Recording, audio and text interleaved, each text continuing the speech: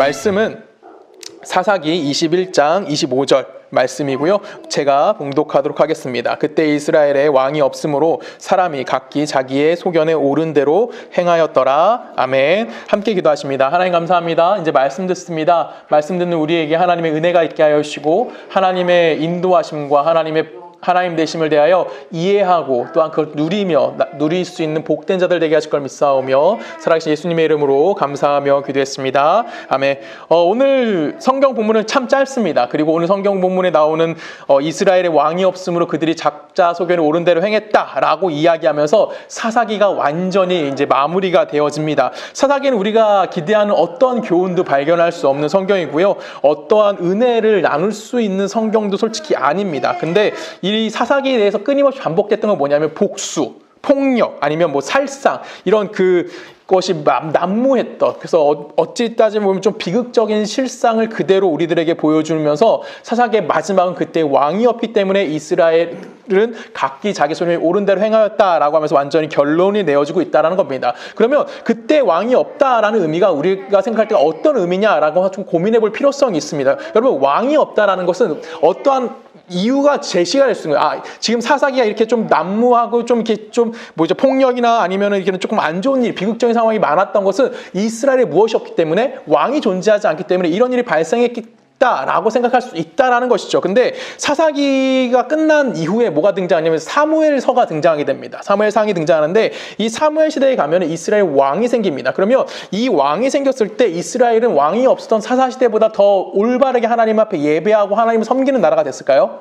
우리는 다 알고 있습니다. 이스라엘의 왕이 세워지긴 하지만 그 왕으로 인해서 이스라엘이 어떠한 나라적인 발전이나 하나님에 대한 신앙이 좋아지는 것이 아니라 결론적으로 기원전 586년에 어떻게 됩니까? 이스라엘은 완전히 패망해 버린다라는 겁니다. 그러면 이스라엘의 왕이 있던, 이스라엘의 왕이 없던, 이스라엘의 패망은 어떻게 되는 거예요? 그대로 진행되는 모습을 우리들에게 보여주고 있다라는 겁니다. 이거는 이스라엘의 역사뿐만 아니라 지금까지 우리가 배운 모든 역사에서 왕이 없으므로 각기 자기 손을 옳은 대로 행했다라는 표현은 어떤 변명에 지나지 않는다는 것을 우리들에게 보여주고 있는 거예요. 그래서 우리는 이 사사기의 마지막 성경 구절을 보면서 이건 사사기의 결론이라고 이야기하는 것이 아니라 지금까지 모든 인류의 역사의 결론이다라고 생각하는 것이 조금 더 맞지 않을까라는 생각을 합니다. 여러분, 왕이 있다라는 것은 왕이 없었을 때보다 좀 더 나아지길 원하기 때문에 왕을 요구한다라는 거예요. 그렇죠? 여러분, 우리가 보통 정치인들에게 요구하는 건 뭐죠? 세상의 지도자들이 요구하는 것은 그들을 통해서 이 땅 가운데 뭐 비리도 없어지고 안 좋은 것도 없어지고 좋은 일, 그러니까 좀 더 강한 나라가 되길 원하는 것이 뭐예요? 우리가 정치인들을 판단하는 기준인 겁니다. 이스라엘이 왕을 요구했던 것도 당연한 겁니다. 그들이 왕을 요구했던 가장 중요한 그 근거가 뭐냐면 다른 나라와 같이 우리에게도 왕을 주세요예요. 그러면 다른 나라보다 이스라엘이 뭐가 부족하다는 걸까요? 어떤 국방력이라든가 아니면 재정적이라든가 경제적인 문제라든가 사회적이라든가 행정적으로 뭔가 부족한 것이 있기 때문에 왕이라는 것이 존재함을 통해서 좀 더 중앙 집권적인 힘을 갖게 되는 거. 그래서 이스라엘이 좀 더 어떻게 되는 겁니까? 강력한 나라가 된다던가 아니면 좀 더 살기 좋은 나라가 되기를 원하는 것이 뭐예요? 왕을 요구하는 이유 중에 하나였다라는 겁니다. 근데 아까 우리가 방금 얘기했듯이 이스라엘은 왕이 존재하거나 존재하지 않아도 뭐 하는 겁니까? 결론은 그들은 실패하고 패망의 일을 걸어갈 수밖에 없게 되어진다라는 거예요. 우리가 이제 나중에도 한번 설교 때 한번 볼 성경이긴 하지만 열왕기 상하는 여러분 이스라엘 왕에 관련된 이야기를 다루고 있습니다. 근데 성경은 우리는 보통 평가할 때, 그 지도자들 평가할 때 그 사람이 갖고 있던 윤리성이나 아니면 그 사람이 행했던 업적을 가지고 그 사람을 평가합니다. 그렇죠? 그렇죠. 정치인들이 평가할 때 우리는 그렇게 평가하잖아요. 이 사람이 얼마나 윤리적인 사람이고 이 사람이 우리에게 얼마나 도움이 됐고 이 사람을 통해서 우리나라가 얼마나 부국강병해졌냐, 이런 얘기를 가지고 우리는 그 사람에 대해 평가를 내릴 수가 있습니다. 근데 그 열왕기서에 나오는 그 왕에 대한 평가는 그 왕이 어떤 업적을 했습니다, 그 왕이 어떤 실수를 했습니다라는 그런 기록이 나올까요, 안 나올까요? 평가에서는 나오지 않아요. 어떻게 될까요? 그 왕이 하나님의 말씀에 순종했다. 어떤 왕을 하나님이 세우셨고 그 왕은 하나님의 말씀에 순종해서 하나님 앞에 복을 받으면서 하나님 앞에 충성된 삶을 살았다 라가 결론이 나오는 사람도 있고요. 아니면 대부분의 왕들은 어떻게 결론이 나오냐면 그 왕은 어떤 왕을 하나님이 세우셨지만 그 왕은 하나님께 불순종함을 통해서 악한 길을 가다가 결론은 그는 뭐했다? 죽음을 맞이했다. 우상을 쫓다가 뭐 하나님을 배반했다. 뭐 이런 식으로 하나님의 진노를 받게 됐다. 이런 식으로 평가가 되어진다라는 겁니다. 그래서 성경에서 보는 그 왕에 대한 평가를 내는 기준은 뭘까요? 하나님의 말씀을 뭐 했다? 순종했냐? 순종하지 않았냐를 두고 뭐라는 걸까요? 왕에 대한 평가를 낸다는 거예요. 그가 어떤 업적을 세웠냐? 어떤 나라에 도움이 됐냐? 어떻게 나라를 좋은 나라를 만들었냐는 성경이 관심을 갖는다 안 갖는다? 갖고 있지 않는다라는 겁니다. 그 사람이 어떤 업적을 세운 건 성경은 관심이 없어요. 성경의 유일한 관심은 뭘까요? 하나님의 말씀에 순종했냐, 순종하지 않았느냐라는 거예요. 근데 우리가 이 순종이라는 단어에 자꾸만 누구의 중심적으로 생각하려고 그러면 내 기준을 보는 거예요. 인간의 기준. 만약에 예를 들어 조성이라고 할게요. 조성이라는 왕이 하나님의 말씀에 순종해서 복을 받았대. 그럼 그 순종의 주체가 누가 되는 거예요? 조성원의 왕이 되는 거예요. 그래서 조성원의 왕이 어떤 하나님의 말씀 순종했냐 순종하지 않았냐 인간의 기준점을 둬서 그 결과를 만들어내는 것에 대해서 원인을 누구에 정말 두는 거야? 사람에게 두고 있다는 거죠. 근데 성경은 끊임없이 우리에게 이야기하는 건 뭐냐면 하나님이 이 세상의 역사를 어떻게 이끌어 가시는지를 통해서 우리에게 보여주겠다는 거예요. 그러면 그 모든 것의 근원은 누구가 되는 거예요? 결과의 근원은 하나님이 되는 거예요. 그러면 사람이 순종하냐 순종하지 않느냐가 중요한가 중요하지 않습니까? 엄밀히 따지면 중요하지 않고 누가 결론을 내주시는 거야? 하나님이 그 일에 대한 결론을 내주신다라고 이야기하는 거예요. 이해 가십니까? 이게 조금 어려운 개념이에요. 성경에서 말하는. 우리의 기준은 내가 얼마나 윤리적으로 살았고 내가 얼마나 바른 모습 살았고 내가 얼마나 좋은 일을 했느냐 이걸 가지고 어떤 복을 받았어 어떤 결과물을 만들어냈어 원인을 인간에게 두고 있는 게 세상에서 보는 관점인데 성경의 관점은 그 사람이 어떤 삶을 살았는지는 크게 중요하지 않아요. 하나님의 말씀에 순종했다 순종하지 않았다로 그 결론을 내긴 하지만 이 순종함과 순종하지 않은 것에 대해서 이들이 어떤 순종하지 않았기 때문에 어떤 가치성을 만들어냈다 어떤 뭐 좋은 것을 만들어냈다 이런 것에 대해서 나오지 않는다라는 거예요. 오직 뭐만 되는 겁니까? 하나님이 그 모든 일에 뭐가 되시는 분이다? 원인과 결과가 되어주시는 분이라고 우리들에게 이야기해 주는 거예요. 근데 한국교회가 여기에 실수를 많이 합니다. 그래서 우리는 잠깐만 하나님 말씀 뭐 하라고 들어요? 하나님 말씀에 순종해야 돼. 근데 우리 순종해야 되는 것을 어떤 기준점에서 순종하라고 잠깐만 얘기하죠? 인간이 생각할 수 있는 윤리성의 기준으로 봅니다. 그래서 예수 믿는 자는 어때야 돼? 윤리적으로 올바른 사람이어야 돼. 도덕적으로도 바른 모습을 가져야 되고 세상에 손가락질 받으면 안 돼 라고 생각하는 기준을 잠깐만 우리 만들어내요. 또한 한국 교회도 모두 만들어야죠. 그 또한 교회에서 어떤 행사에 참여하는 것 그것이 누구의 일에 순종한다고 이야기해요? 하나님의 일에 순종하는 것이라고 얘기해요. 그래서 주일 성수 해야 됩니다라고 이야기하는 겁니다. 52주 교회 다 나오면 하나님 복을 주신대. 나올 거예요? 안 나올 거예요? 안 나올 거예요? 이게 정답이에요. 우리가. 그쵸? 이렇게 말하는 게 정답이야. 근데 52주 만약에 다 나왔어. 그럼 하나님 로또 번호 알려준대. 나올까 안 나올까요? 그럼 3주 연속 알려준대. 무조건 나와야죠. 52주 투자해서 3주 연속에 로또 당첨된 나올만 해. 근데 우리가 그렇게 한국교회가 뭘 세운 거예요? 기준을 잠깐만 그렇게 만든 거예요. 하나님의 그 52주 교회에 와서 어떤 봉사를 하고 교회에 와서 어떤 헌금을 하고 어떤 신앙생활을 하고 이런 걸 통해서 하나님께서 우리를 예쁘게 봐주시고 우리에게 뭘 주실 거야? 복 주실 거야. 그래서 우리 잠깐만 순종의 기준을 누구에게 두고 있어요? 내가 순종했냐? 내가 순종하지 않았느냐? 이 기준만 자꾸만 따지고 있는 거예요. 이게 한국교회가 뭘 하게 되는 겁니까? 교회가 힘을 잃게 만들어는 좀 안타까운 모습을 우리들에게 보여주고 있는 거고 우리는 누구의 의도를 전혀 파악할 수가 없는 거예요. 그래서 하나님이 우리에게 요구하시는 삶이 무엇인지 하나님의 의도가 무엇인지를 전혀 이해할 수 없는 자가 되어졌다라는 거예요. 성경은 이스라엘 백성들도 그렇게 생각했을지 몰라요. 우리에게 왕이 필요한 것은 어떠한 그가 특권을 갖는다던가 어떠한 그 권력으로 여겼을지 모릅니다. 근데 성경은 우리에게 뭘 얘기하냐면 왕은 그런 존재가 아니라는 겁니다. 성경에서 우리에게 말하는 왕은 어떤 존재이냐? 우리가 두 사람을 통해서 좀 살펴보기 원해요. 뭐냐면 사울과 다윗을 통해서 좀 비교하면서 정말 하나님이 우리에게 요구하시는 그 왕의 모습이 무엇인지 고민해봤으면 좋겠습니다. 하나님께서 그 사울이라는 사람을 이스라엘의 왕으로 이제 처음으로 세우십니다. 사무엘을 통해서 왕으로 세우시는데 그에게 첫 번째 명령을 내렸어요. 그 명령이 뭐냐면 아말렉을 진멸하라는 겁니다. 성경에서 진멸이라는 단어는 굉장히 중요한 의미를 가지고 있어요. 진멸이라는 게 좀 잔인한 단어긴 합니다. 어떻게 진멸은 말 그대로 다 죽여버리는 거잖아요. 뭐까지 다 죽이는 걸까요? 짐승, 아이들, 여자들, 노인들, 남자들, 생명에 있는 모든 것들은 다 뭐하라? 죽여버리라는 거예요. 뿐만 아니라 그 안에서 만들어 놓은 어떤 그 물건들, 예를 들어서 옷이라던가 뭐 어떤 음식이라던가 아니면 어떤 조각이라던가 뭐 이런 것들도 있잖아요. 이것들 다 뭐 하라는 걸까요? 완전히 다 없애버리라는 게 진멸이에요. 성경에서 말하는. 근데 이 사울 왕에게 하나님이 첫 번째로 아말렉을 가서 모두를 진멸하라고 합니다. 그럼 어떻게 해야 돼? 사울 왕이 해야 되는 일은 하나님 말씀 순종했다고 치면 가서 전쟁을 해서 이기고 다 죽여버려야 되는 거예요. 하나님이 보내신 첫 번째 전쟁입니다. 이스라엘이 승리했을까요? 승리하지 못했을까요? 당연히 이겼어요. 그리고 이 사울 왕이 하나님 말씀대로 모두 다 죽여버려야 되는데 이 사울 왕이 뭘 하지 않았을까요? 아말렉의 왕의 아각을 살려서 데리고 옵니다. 사람들 앞에 자랑하는 거죠. 내가 이 사람 데리고 왔어. 이기고 왔어. 그리고 거기서 좋은 것들을 어떻게 했을까요? 전리품으로 가지고 돌아오게 됩니다. 이 모습을 본 하나님이 화가 났을까요? 화가 나지 않았을까요? 당연히 화가 납니다. 그래서 사무엘 선지자를 보내서 사울 왕을 꾸짖기 시작합니다. 그 내용 우리 함께 좀 읽어볼까요? 사무엘상 15장입니다. 우리 19절부터 한 절씩 읽을게요. 어찌하여 왕이 여호와의 목소리를 청종하지 아니하고 탈취하기에게만 급하여 하나님께 악하게 여기시는 일을 행하였나이까? 사울이 사무엘에게 이르되 나는 실로 여호와의 목소리를 청초하여 여호와께서 보내신 길로 아말렉 왕 아각을 끌어왔고 아말렉 사람들은 진멸하였으나 다만 백성이 그 마땅히 멸한 것 중에서 가장 좋은 것으로 길갈에서 당신의 하나님 여호와께 제사하려고 양과 소를 끌고 왔나이다 하는지라. 사무엘이 이르되 여호와께서 번제와 다른 제사를 그의 목소리를 청초하는 것을 하니까 순종이 제사보다 낫고 듣는 것이 순양의 기름보다 나으니 이는 거역하는 것은 점치는 죄와 같고 완고한 것은 사신 우상에게 절하는 죄와 같음이라. 왕이 여호와의 말씀을 버렸으므로 여호와께서도 왕을 버려 왕이 되지 못하게 하셨나이다 하니. 우선까지만 읽을게요. 자, 지금 사울이 뭐라고 변명을 합니까?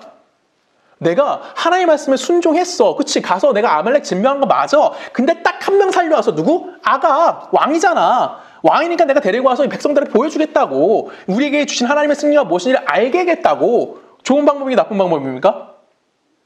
좋은 방법이죠. 그렇죠? 하나님이 살아계시고 하나님 우리와 함께 하신다는 것을 백성이 알게 하기 위해서 내가 그의 왕을 데리고 온 거고, 또한 거기서 좋은 것들 그걸 끌고 와서 누구한테? 하나님 앞에 뭘 하기 위해서? 제사하기 위해서, 하나님께 예배하기 위해서, 하나님을 찬양하기 위해서, 당신이 주신 승리의 상징입니다라는 것을 드러내기 위해서 거기서 전리품 좋은 것들 내가 뭐 했어? 가지고 온 거야 라고 얘기하는 거예요. 그러면 인간적으로 봤을 때 사울 왕이 잘못한 게 있어요? 없어요?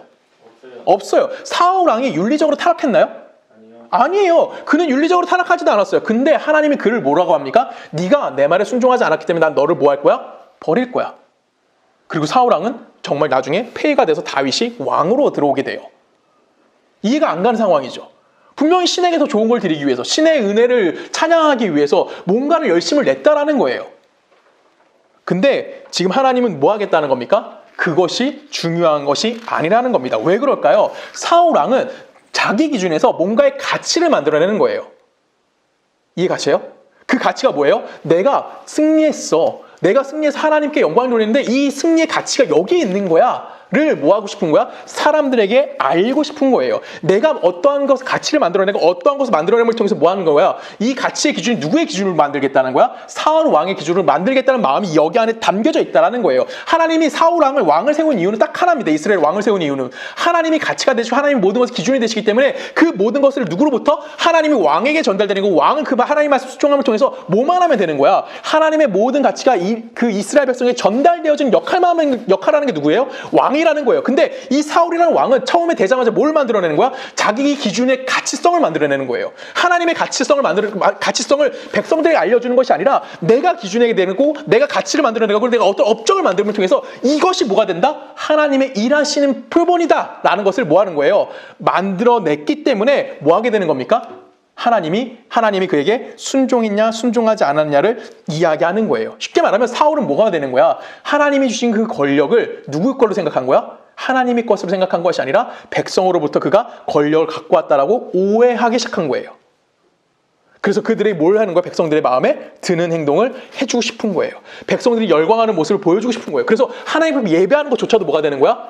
자기의 그 권력을 유지하는 어떠한 수단으로서 전락되는 모습을 보여주는 겁니다. 하나님 이스라엘 백성이 왕을 허락하신 이유는 딱 하나예요. 뭐 인간이 만들어낼 수 없는 가치들, 인간이 스스로를 채울 수 없는 그런 어떤 공허함들을 누구로부터? 하나님으로부터 공급받아서 그를 통해서 어떤 하나님이 일하시는 것을 백성들에게 보여주겠다. 그게 누구라는 거예요? 왕을 세우신 하나님의 목적이라는 겁니다. 그래서 왕은 하나님의 창조주 되시고 하나님의 공급자 되시고 하나님의 결정자 되신다는 것을 온전히 하나님께만 집중시킬 수 있게 만들어주는 게 누구라는 거예요? 왕이 해야 될 일이라는 겁니다. 근데 그리고 나서 뭐가 따라오는 거예요? 이 왕이 업적이 좋냐, 업적이 나쁘냐, 이것이 따라올 수밖에 없다라는 겁니다. 그럼 왕이 제대로 그 역할을 하지 못한다면 이스라엘 백성은 어떻게 되는 걸까요?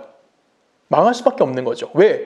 생명과 어떠한 그런 영광과 승리와 가치는 누구로부터 오는 거기 때문에 하나님으로부터 오는 거기 때문에 왕이 그 통로 역할을 하지 못하면 그 하나님부터 공급되는 것이 공급될 수 있어요? 없어요? 이스라엘 백성에게 공급되어질 수가 없는 거예요. 그렇기 때문에 이스라엘은 뭐 할 수밖에 없는 겁니까? 망할 수밖에 없다라고 이야기하는 겁니다. 그러면 왕 한 명이 순종하지 못했다는 그 행동은 결론적으로 왕 하나만 멸망하는 겁니까? 아니면 이스라엘 전체가 멸망하는 결과를 갖고 오는 거예요? 이스라엘 전체가 멸망할 수밖에 없는 결과를 가져오는 거기 때문에 왕의 역할은 매우 중요한 겁니다. 이 성경에서 왕의 그 역할을 하는 왕과 비슷한 직분, 거의 동급이라고 봐야 돼요. 이스라엘은 그 신정이 분리된 나라이기 때문에. 그러면 왕과 비슷한 역할을 했던 사람들이 3명이 있어요. 한 사람은 뭐냐면 제사장 그룹이고요. 한 사람은 선지자 그룹인 거고 한 사람은 왕 그룹인 거예요. 얘네 3명이 거의 동급인 겁니다. 그럼 얘네 3명의 역할은 뭐예요? 백성을 다스리는 역할인 겁니까? 아니면 하나님의 통로가 되는 역할인 겁니까? 하나님의 통로가 되는 역할인 거예요. 그러면 선지자, 여러분 선지자라는 우린 예언자라는 표현도 쓰긴 합니다. 근데 선지자의 뜻이 제가 뭐라고 말씀드렸습니까? 선지자의 뜻이 뭐죠? 선지자의 뜻? 선지자가 그냥 예언하는 사람을 얘기하는 걸까요? 영어로는 예언자라고 써 있어요. 근데 그게 그런 의미만 가진 걸까요? 아니에요. 선지자의 뜻은 하나님과 백성 사이에 서 있는 자를 뭐라고 얘기해요? 선지자라고 이야기하는 거예요.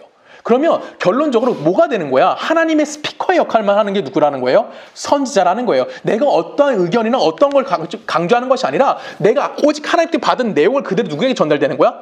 백성에게 알리는 역할만 하는 게 누구라는 겁니까? 선지자라는 거예요. 그러면 이 얘기를 백성들이 들어야 안 들어요? 듣긴 한데 따를까 안 따를까? 안 따르지. 인간의 얘기라는 것이 아니라 하나님의 것을 전달하는데 그 인간이 하고 싶은 얘기를 하면 다 따르겠지만 그렇지 않잖아요. 자기들이 원하는 걸 얘기하는 것이 아니라 하나님이 원하는 걸 얘기해요. 그럼 선지자들이 발악을 하면서 이게 역시 하나님의 뜻이라고 하면서 막 이스라엘 백성을 끌고 간다 그러면 그들이 은혜 받은 자들이 될까요? 이스라엘 백성에? 그렇지 못하다라는 거예요. 선지자들은 뭐만 하면 되는 거예요? 그들이 거부하는 걸 그냥 그대로 받아들이는 자들이 되는 거예요. 그 선지자들은 다들 어떻게 죽습니까? 나중에? 다 정말 안 좋은 모습으로 죽어요. 이유는 뭘까요? 백성들이 원하는 것이 아니라 하나님의 것을 전달하는 역할을 해야 되기 때문에 그런 삶을 사는 거예요. 근데 수많은 선지자들이 그렇게 하나님의 뜻을 다 전달하며 살아갔을까요? 그렇지 못했어요. 그렇죠. 그 선지자가 자기 역할을 못했기 때문에 이스라엘은 또 뭐가 됐을까요? 하나님도 공급받는 것이 사라졌기 때문에 그들 역시 이스라엘도 패망할 수밖에 없는 겁니다. 선지자 하나 죽는 걸 끝나는 것이 아니라 이스라엘 전체가 죽을 수밖에 없는 상황이 되는 거고요. 그래서 이스라엘은 결론적으로 어떻게 돼요? 나라를 뺏기게 되는 거고요. 성전도 무너지게 되는 거고요. 성전이 무너지니까 제사장이 예배를 드릴 장소가 있을까요? 없는 겁니다. 그러면 선지자도 죽어버렸고요. 왕도 죽어버렸고요. 누구도 사라지는 거예요? 제사장도 사라지면서 하나님이 어떻게 인간에게 공급하시는지에 대해서 완전히 그것이 어떻게 되는 겁니까? 단절되어질 수밖에 없게 되어지는 겁니다. 근데 성경은 이런 실패의 역사를 끊임없이 우리들 가운데 기록해 놓고 있다라는 거예요. 왜 기록할까요? 이거는 간단합니다. 뭘까요? 궁극적으로 성공과 실패를 가지고 하나님이 어떤 판단 기준을 우리에게 주시는 것이 아니라 모든 것의 근원이 누구라고 이야기하는 거예요. 하나님 되신다는 것을 우리들에게 알게 하시기 위해서 성공했던 이야기나 실패했던 모든 이야기를 성경은 그대로 우리들에게 뭐 해주는 겁니까? 기록하고 알려주고 있다라는 거예요. 왜? 너희들이 성공한다고 해서 너희들 스스로가 너희 걸 채우는 것이 아니고 너희가 실패한다고 해서 너희 스스로가 완전히 패망하는 것이 아니라 너희 안에 필요를 누가 공급해 주는 거다? 나 하나님 여호와가 끊임없이 공급해 주는 그 일의 근원이 된다는 것을 우리에게 알게 해주시는 겁니다. 그래서 사무엘이 사울의 불순종에 대해서 책망을 하지만 막상 사울의 책망은 이걸 이해할까요? 이해하지 못할까요? 사울은 이해하지 못해요. 이유는 간단합니다. 왜 그럴까요? 하나님이 어떠하신지에 대해서 사울은 이해했을까요? 이해하지 못했을까요? 전혀 이해하지 못했어요. 그리고 변명만 하는 겁니다. 내가 당신에게 뭐 하기 위해서? 예배드리기 위해서.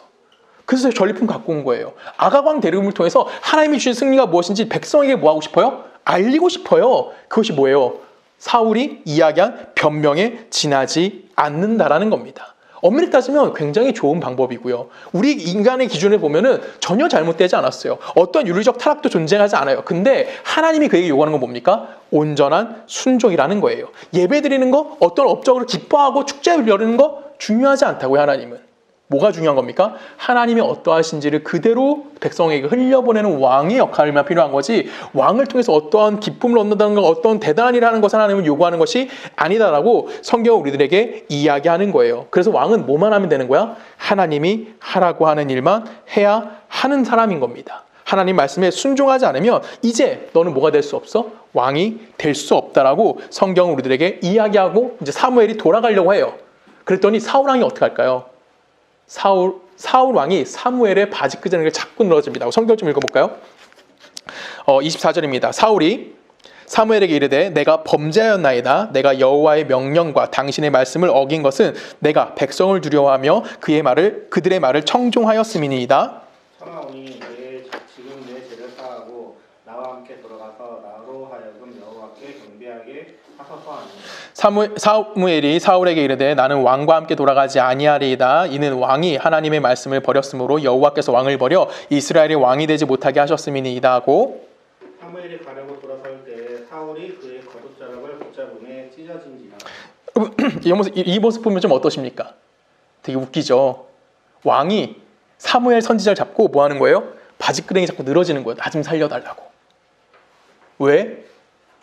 왕이 이제 못 되니까. 지금 얘가 누굴 두려워하고 있대? 자기 입으로 뭐를 누구 두려워한대요? 하나님을 두려워하는 것이 아니라 내 이스라엘 백성들을 두려워하고 있다라고 스스로 이야기하는 거예요. 하나님 눈치를 보는 것이 아니라 누구의 눈치 본다고? 백성들의 눈치만 살피고 있는 거예요. 그리고 또 뭘 해달래? 내가 하나님 앞에 가서 예배할 수 있게, 사람들에게 내가 하나님께 예배하는 자인 것을 보여줄 수 있게 뭐 해달라는 거예요? 그 일을 할 수 있도록 내게 도와달라고 이야기하는 거예요. 그러면 지금 사울 왕은 결론적으로 하나님을 뭐에 지나지 않은 거야? 백성으로부터 인기를 얻어낼 수 있는, 백성의 마음을 흡족하게 하는 어떠한 수단에 지나지 않게 하나님을 뭐하고 있다는 겁니까? 사용하려고 하고 있다라는 거예요. 쉽게 말하면 그는 뭐가 된 거예요? 본말이 완전히 전도된 삶을 살아가고 있다라는 겁니다. 사울 왕을 누가 세운 거예요? 하나님이 세우신 거예요. 그리고 사울 왕에게 하나님의 가치를 부여했다고요. 그러면 사울은 누구의 뜻을 따라가는 게 정답이야? 하나님을 따라가는 게 정답이에요. 근데 그 결과인 인간들, 백성들의 마음을 사기 위해서 뭐 하는 거야? 하나님을 사용하고 하나님을 이용하려고 했다라고 성경 우리들에게 이야기하는 겁니다. 왕의 모든 힘의 근거는 어디에 있는 거예요? 하나님에게 있는 건데, 사울은 그거를 지금 하나님이 버림받았다고 말을 듣는 그 순간에도 이해합니까? 이해하지 못합니까? 이해하지 못했다라는 거죠. 그래서 누구를 붙잡는 거예요? 사무엘 선지자를 붙들고, 야, 내가 가서 예배드릴 수 있도록 하나님 앞에 기도 좀 해줘. 사람들에게 보여줄 수 있도록. 내가 저들이 나를 떠날까 봐 무서워. 라고 지금 사울 왕이 사무엘의 바지끄덩이를 붙들고 있는 모습인 겁니다. 이 모습이 그대로 우리들 모습에도 나타날 수 있다는 거예요. 왜? 우리도 역시 뭐 하는 겁니까? 하나님이 우리를 통해서 하고자 하신 일을 이해하기보다는 누굴 이해하고 싶어? 이 세상에서 인정받는 어떤 사람이 되고 싶기 때문에 우리도 사울과 크게 다르지 않은 모습이 우리들 가운데도 분명히 보일 수 있다는 거예요. 이 사울과 반대로 비교되는 사람이 누구냐면 바로 그 다음 왕인 다윗입니다. 성경을 좀 읽어볼까요? 사무엘하고 갑니다. 사무엘상 7장. 우리 5절부터 한 절씩 읽을게요. 가서 내 종 다윗에게 말하기를 여호와께서 이와 같이 말씀하시되 내가 나를 위하여 내가 살 집을 건축하겠느냐? 내가 이스라엘 자손을 애굽에서 인도하여 대단 날부터 오늘까지 집에 살지 아니하고 성막과 성막 안에 다녔다니. 이스라엘 자손과 더불어 다니는 모든 곳에서 내가 내 백성 이스라엘을 먹이고 명령한 이스라엘 모든 어느 지파 가운데 하나에게 내가 말하기를 너희가 어찌하여 나를 위하여 백항목 집을 건축하지 아니하였느냐 말하였느냐? 그러므로 이제는 내 종 다윗에게 이와 같이 말하라. 만군의 여호와께서 이와 같이 말씀하시기를 내가 너를 목장 곧 양을 따르는 데에서 데려다가 내 백성 이스라엘의 주권자로 삼고 내가 가서 모든 곳에서 내가 너와 함께 있어 내 모든 원수를 내 앞에서 멸하였은즉 땅에서 위대한 자들의 이름같이 내 이름을 위대하게 만들어 주리라. 아멘. 자, 지금 다윗이 우여곡절 끝에, 여러분 아시죠? 다윗의 인생은 정말 힘든 인생을 삽니다. 그렇죠? 하나님이 갑자기 왕으로 세워주겠다 했더니 사울 왕을 피해서 도망다니다가 그 전에 골리앗 쓰러뜨린 구국 영웅이 됐다가 그 다음에 반란군이 됐다가 적군에 들어가서 적군에서 침 흘리면서 살아가고 막 그 가족을 다 잃어버리고 갖고 있던 재산 다 날리고 막 별의별 힘든 짓을 다 합니다. 그리고 결론은 이제 하나님 그를 왕으로 만들어 주셨어요. 그리고 하나님이 그와 함께했기 때문에 아까 읽은 8절 9절 보면 뭐 하는 거예요?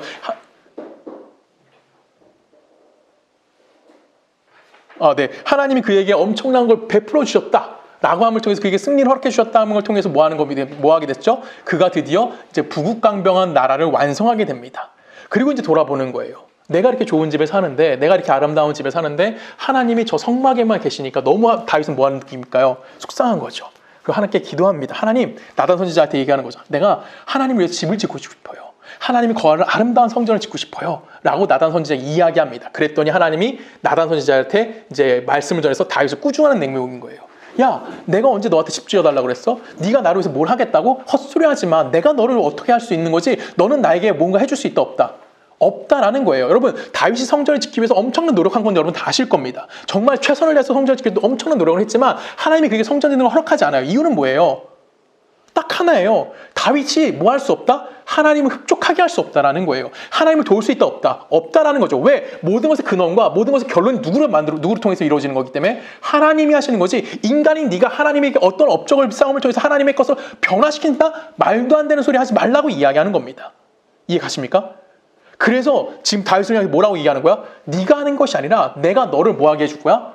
강하게 해줄 거야. 내가 너의 후손을 통해서, 우리가 그 뒤는 읽지 않았지만 내가 너의 후손을 통해서 뭘 할 거야? 영원한 하나님의 나라를 세울 거야. 너의 나라를 영원토록 내가 굳건하게 세워줄 거야. 라고 다윗에게 뭐 하시는 겁니까? 이야기해 주고 있다라는 거예요. 이 내용의 핵심은 뭐예요?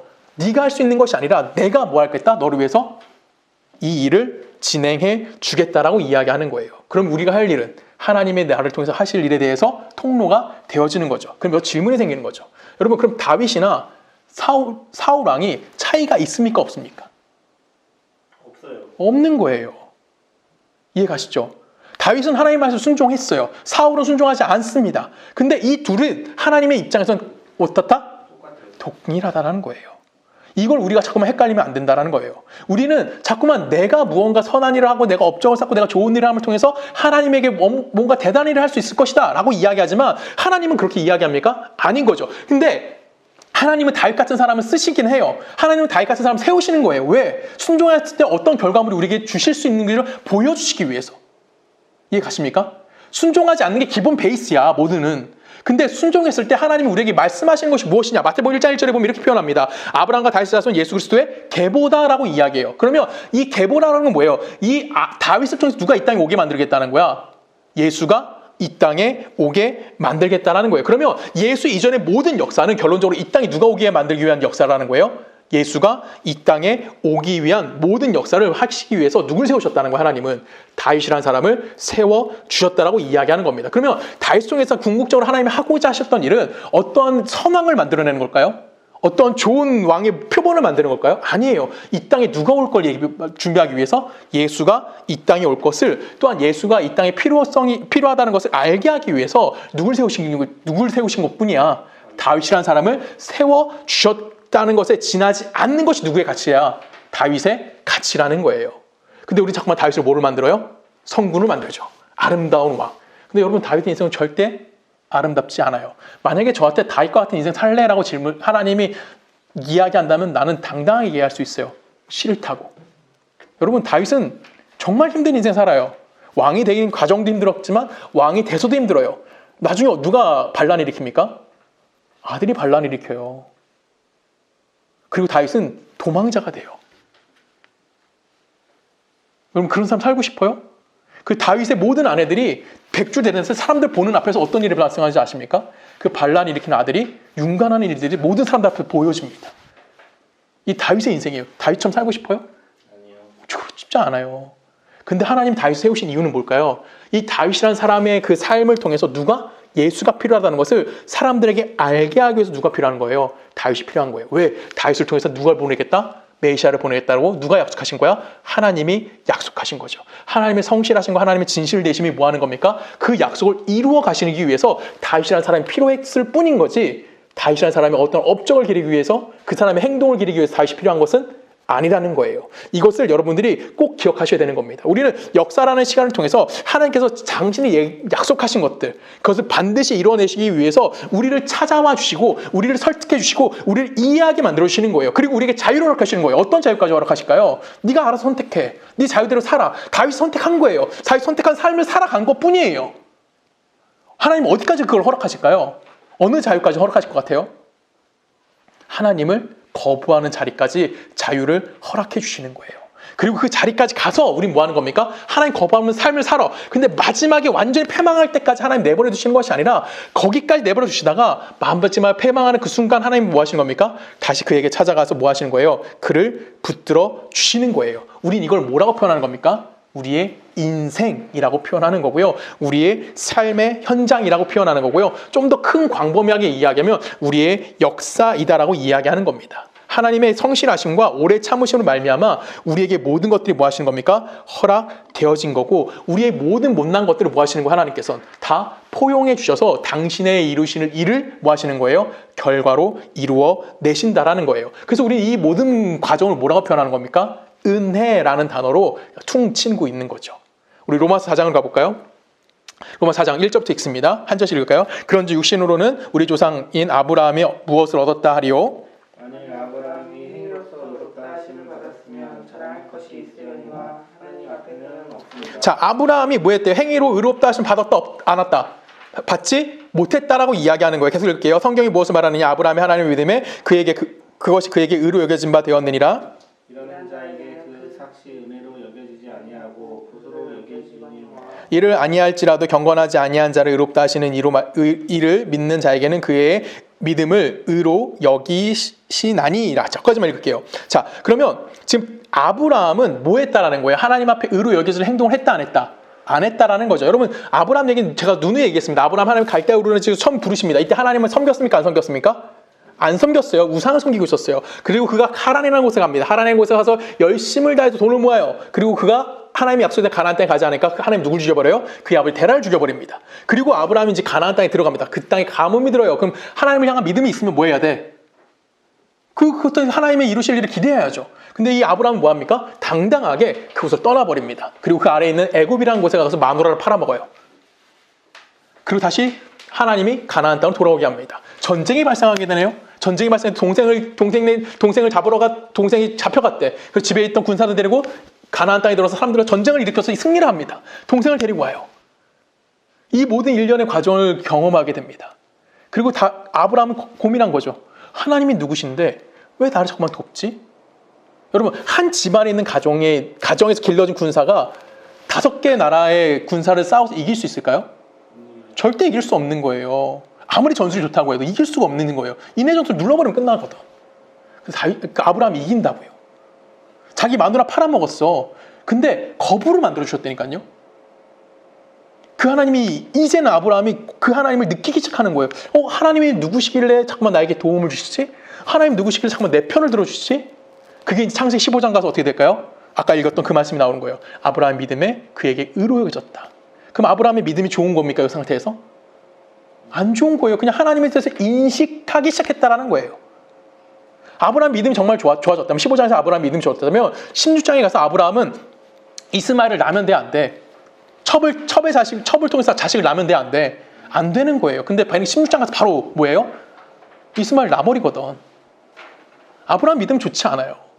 그런 아브라함의 인생인데 하나님이 뭐 하시는 겁니까? 그에게 그를 하나님의 믿음의 조상으로서 그를 만들어 주셨다는 거예요. 그러면 믿음이라는 것은 뭐예요? 하나님이 그를 찾아가서 그에게 일하시는 결과를 만들어 주는 것이 뭐가 된다는 겁니까? 믿음인 거예요. 그래서 아브라함의 믿음이 좋은 사람이 아니라 믿음이 너무 후져가지고 모든 사람이 그와 동일하게 믿음이 시작된다고 이야기하는 거예요. 하나님과 관계없이 있다가 하나님이 그를 찾아가 주셔서 그에게 믿음이 시작되는 거, 그걸 인식하기 시작되는 것이 우리는 뭐라고 표현하는 겁니까? 하나님이 인식하기 시작하는 것을 믿음이다라고 표현하는 겁니다. 그러면 결론적으로 누가 찾아오는 거예요? 하나님이 우리에게 찾아와 주셔서 어떠한 뭘 만들어 주시는 겁니까? 당신이 누구신지 우리에게 설명하고 이해하게 만들어 주시고, 결론은 우리가 누구에게 항복하게 만드는 거야? 하나님이 항복하게 만들어 주시는 게, 이삭을 바치는 자리까지 가게 만들어 주시는 게 누가 일하시는 겁니까? 하나님이 결과를 만들어 주시는 거예요. 그래서 인간이 원인을 제공해서 어떤 결과를 얻어내는 것이 아니라, 믿음이라는 것은 하나님이 말도 안 되는 자들에게 찾아오심을 통해서 뭐 하는 겁니까?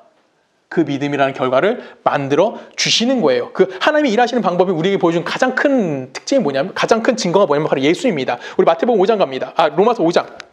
제가 읽게요. 우리가 아직 죄인되었을 때 그리스도께서 우리를 위하여 죽으심으로 하나님께서 우리에 대한 자기 사랑을 뭐했다? 확증하셨다라고 이야기합니다. 그러면 우리가 죄인 되었을 때 그리스도께서 우리를 위하여 이 땅에 오셔서 십자가 달려 주셨다라는 거죠.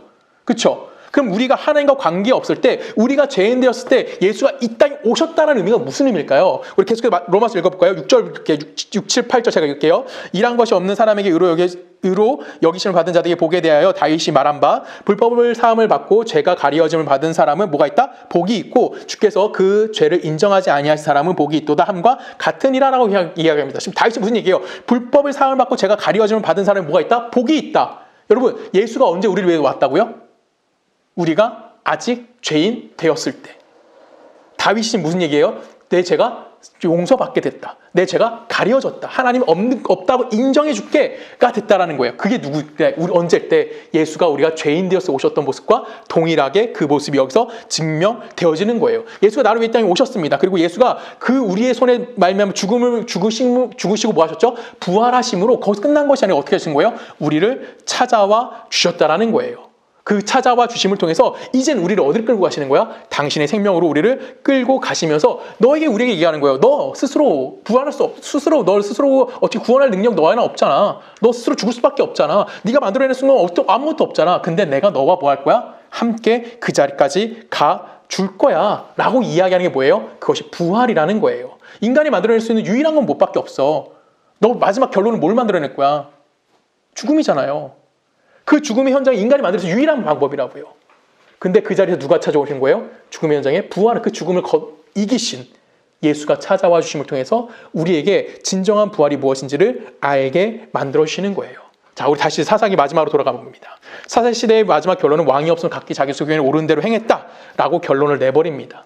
당시 왕이 없어서 몰랐다, 왕이 없기 때문에 못했다, 이런 변명거리를 만들지 못하는 거예요. 왜? 우린 충분히 살펴봤잖아요. 왕의 유무는 아무런 근거가 되지 못한다라는 거예요. 순종과 불순종의 관계에 전혀 왕은 존재할 필요성이 없다라는 것을 성경을 통해서 우리는 이미 깨닫게 되었습니다. 그래서 우리는 모든 실패와 역사를 통해서 하나님이 뭐 하시는 거예요? 그 실패의 역사를 없애지 않으신다고요. 그 역사를 뭐 하시는 겁니까? 그대로 유지해서 끌고 오시는 거예요. 그 현장까지, 실패 현장까지 뭐 하시겠다는 거예요? 하나님이 찾아와 주셔서 그 현장에 뭐 해주시겠다? 함께 해주시겠다. 그리고 그 현장에 실패한 너희들을 데리고 내가 뭘 만들 거야? 구원이라는 역사를 만들어 낼 거야. 그래서 구원은 우린 뭐라고 표현합니까? 은혜다라고 표현하는 거고, 우린 구원은 하나님을 인식했기 때문에 그것이 믿음이다라고 이야기하는 거예요. 우리가 선택한 죄의 자리, 우리가 선택한 죄로 말미암아 죽을 수밖에 없는 그 자리까지 누가 찾아와 주시는 거야? 우리가 하나님을 찾아가는 게 아니라 하나님이 우리를 찾아와 주시는, 쉽게 말하면 하나님이 포기하지 않은 그 열심이 결론적으로 우리에게 뭘 주시는 겁니까? 그리스도의 부활, 생명을 허락해 주신다라는 거예요. 그래서 누가 중요한 겁니까? 예수 그리스도가 하나님의 살아계시다는 것에 대해서 증거가 되어지는 거예요. 왕이 없어서 실패하던, 왕이 있어서 실패하던 하나님은 포기하지 않으신다라는 거예요. 그래서 그 포기하지 않은 모습을 어디까지 보여주시는 겁니까?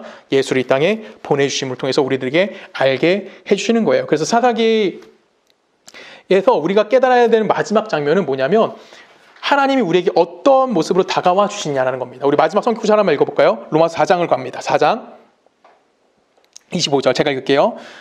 우리는 우리가 범죄한 것 때문에 내어줌이 되고 또한 우리를 의롭다 하시기 위해서 살아나셨느니라 라고 얘기합니다. 누가? 예수는. 그렇죠? 예수는 우리가 범죄한 것 때문에 죽으셨다고요. 근데 그것 때문에 뭐 한대요? 우리를 의롭게 하시기 위해서 뭐 하셨습니까? 살아나신 분이라는 겁니다. 하나님은 우리에게 사사기라는 컨텍스트를 보여주셨어요. 그 컨텍스트 종류가 뭐가 있었습니까? 에훗이 있었고요, 드보라가 있었고, 기드온이 있었고, 아비멜렉이 있었고요, 미가가 있었고, 레위인의 첩사건이 있었어요. 그렇죠? 이런 수많은 컨텍스트를 보여주심을 통해서 뭘 깨닫게 만드시는 걸까요? 이 컨텍스트를 통해서 너희들은 뭐 할 수밖에 없어? 아무것도 만들어낼 수 없어. 너희 안에 가치가 존재하지 않아. 근데 내가 그 자리까지 뭐 해줄 거야? 직접 찾아가 주셔서 그 안에 은혜라는 걸 담아주겠다고. 그 안에 구원을 담아줄 거고, 그 안에 뭘 담아줄 거야? 부활을 담아주겠다라고, 내가 그 자리까지 찾아가겠다라고 이야기하는 겁니다. 그래서 예수가 찾아옴을 통해서 우리 안에 무엇이 일어나는 거예요? 반전이라는 것이 일어나게 되어지는 거죠. 죽을 수밖에 없는 내가 부활로 삶을 살아가게 되어지는 겁니다. 그 삶을 우린 뭐하고 있는 겁니까? 지금 살아내고 있는 거예요. 하나님이 여러분의 현장에 찾아와 주시는 겁니다. 그리고 그 현장에서 나는 하나님의 사람으로서 하나님이 채우신 것이 무엇인지를 경험하는 삶을 사는 겁니다. 오늘 추수감사주일입니다, 여러분. 추수감사절은 우리는 기쁘다라고 하고 풍요롭다고 이야기해요. 하나님이 주신 은혜가 대단하다고 이야기합니다. 근데 우리 이 하루가 추수감사절이 되면 안 되는 거예요. 추수감사절은 매일이 추수감사절이 되는 거예요. 왜? 하나님은 매일 매 순간 여러분들 뭐 하시는 겁니까? 찾아와서 하나님의 것으로 여러분의 삶을 채워주시는 겁니다. 하나님의 손에서 어느 한순간 빠져나갈 순간이 우리에게 존재합니까? 그 순간이 존재하지 않는다라는 거예요. 우리는 모든 삶의 현장에서 하나님의 은혜를 품어낼 수 있는 자가 되어야 되는 거예요. 근데 우리는 자꾸만 뭘 합니까? 내가 근거가 되려고 그래요. 하나님, 내가 이런 일을 했어요. 하나님, 내가 이렇게 옳은 삶을 살았어요. 하나님, 내가 바르게 살았어요. 하나님, 내가 선한 일을 했어요. 그러니까 난 당신이 뭐예요? 백성이에요. 내가 하나님 말씀 순종했죠? 나 잘했죠? 하나님 그건 관심 없다고요. 하나님의 관심 어디 있다고요? 당신이 근거가 돼서 우리를 하나님의 백성으로서 삶을 살아가게끔 만들어주시는 것에 하나님의 관심이 있는 거고, 우리는 사사기를 통해서 그걸 깨달아야 되는 거예요. 우리가 사사기를 22주 정도 지금 왔습니다. 여러분 22주 동안 여러분 머릿속에 하나도 안 남아도 됩니다. 딱 하나만 남으시면 돼요. 나의 무능력과 나의 무기력함, 하나님의 일하심으로 나를 살려주시는 분. 이게 사사기가 우리에게 이야기하는 거고, 이 삶이 누구의 삶이어야 되는 겁니까? 지금 우리 모두의 삶이어야 되는 거고, 이 삶을 살아가는 것이 바로 우리에게 힘이 되어진다는 사실을 여러분이 꼭 기억하셨으면 좋겠습니다. 우리 함께 기도하시겠습니다. 사랑을 마신 아버지 하나님, 주님을 감사합니다. 하나님의 은혜와 하나님의 사랑 안에 우리가 살아있음을 다시 한번 고백합니다. 하나님, 사사기의 모든 역사 속에 하나님은 함께 하셨습니다.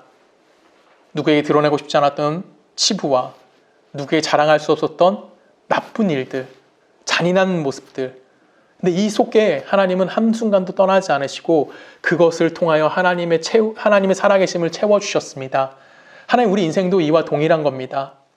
내가 나약하고 내가 무기력하고 내가 어떤 것을 만들어내지 못하는 연약한 자임에도 불구하고 하나님은 나를 없애시는 것이 아니라 나를 찾아와 주셔서 내 안에 당신의 영광을 담아주시는 은혜를 주셨고, 그 은혜 안에 우리가 살아갈 수 있다는 걸 고백할 수 있게 만들어 주셨습니다.